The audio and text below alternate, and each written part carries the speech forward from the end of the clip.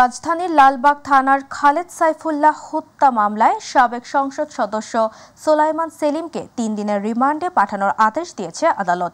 সকালে Dhaka metropolitan magistrate GM Farhan Ishtiaq এ আদেশ দেন। এদিন সোলাইমান সেলিমকে আদালতে হাজিরের পর 7 দিনের রিমান্ড আবেদন করেন তদন্ত কর্মকর্তা গোয়েন্দা পুলিশ কোতোয়ালি জোনাল টিমের পরিদর্শক মোহাম্মদ সাজ্জাদ হোসেন।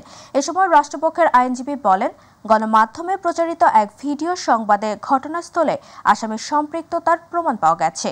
যদিও আসামি পক্ষের আইনজীবী দাবি করেন, এই মামলায় আসামিকে এর আগেও রিমান্ডে জিজ্ঞাসাবাদে কোনো প্রমাণ পাওয়া যায়নি। শুনানি শেষে 3 দিনের রিমান্ড মঞ্জুর করেন বিচারক। সোলাইমান সেলিমকে রাষ্ট্রপক্ষে আমরা 7 দিনের রিমান্ড প্রার্থনা করেছি।